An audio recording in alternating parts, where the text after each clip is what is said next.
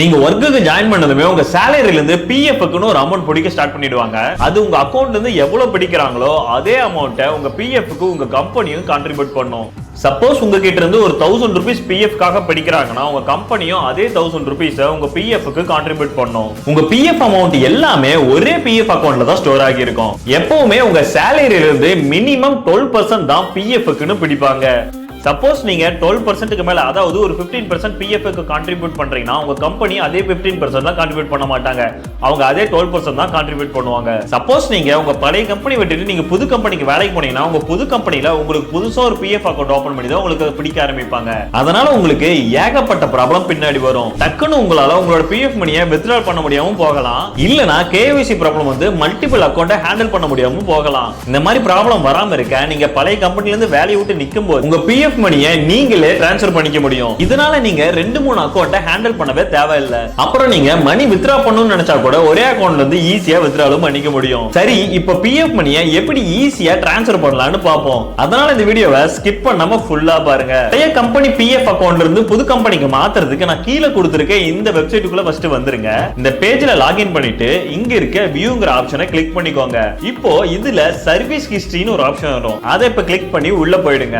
இப்போ இந்த பேஜ்ல உங்க கம்பெனிஸ் டீடைல்ஸ் எல்லாமே இருக்கும். இங்க பாத்தீங்கன்னா ஃபர்ஸ்ட் கம்பெனியோட அமௌண்ட்டை ஏற்கனவே கிளைம் பண்ணி எடுத்திருக்காங்க. அதுக்கப்புறம் 2 கம்பெனில ஜாயின் பண்ணி ரிலீவும் ஆகியிருக்காங்க.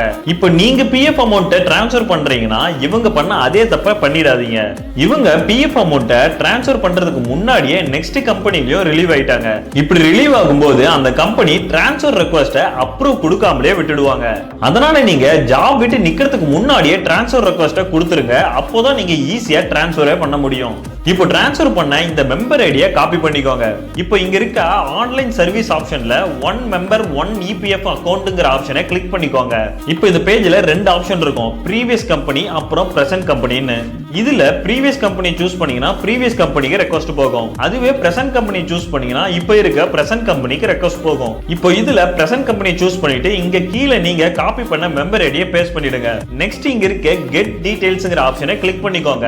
இப்போ உங்களோட கம்பெனியோட டீடைல்ஸ் எல்லாம் வரும். இப்போ இங்க இருக்க 2 டிக் பாக்ஸை கிளிக் பண்ணிட்டு ஸ்க்ரோல் பண்ணா இங்க ஒரு டிக் பாக்ஸ் இருக்கும், அதையும் கிளிக் பண்ணிடுங்க. நெக்ஸ்ட் இங்க இருக்க கெட் ஓடிபிங்கற ஆப்ஷனை கிளிக் பண்ணிக்கோங்க.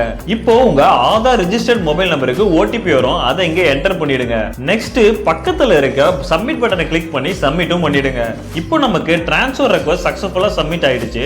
இப்போ இங்க இருக்க டவுன்லோட் பட்டனை கிளிக் பண்ணி இந்த ரெக்வெஸ்ட்டை டவுன்லோட் பண்ணிக்கோங்க. இந்த ஃபார்ம்ல செல்ஃப் அட்டஸ்டட் பண்ணி உங்க பிரசன்ட் கம்பெனில சப்மிட் பண்ணனும். சப்போஸ் நீங்க ப்ரீவியஸ் கம்பெனி சூஸ் பண்ணியிருந்தீங்கன்னா ப்ரீவியஸ் கம்பெனில சப்மிட் பண்ணுங்க. அப்பதான் அந்த கம்பெனி உங்க ட்ரான்ஸ்ஃபருக்கு அப்ரூவலே கொடுப்பாங்க. இதே போல நீங்களும் உங்களோட பிஎஃப் மணியை ஈஸியா ட்ரான்ஸ்ஃபர் பண்ணிக்க முடியும். உங்களுக்கு இந்த வீடியோ பிடிச்சிருந்தா லைக் பண்ணிட்டு அப்படியே உங்க ஃபீட்பேக்கையும் கீழே கொடுத்துட்டு போங்க.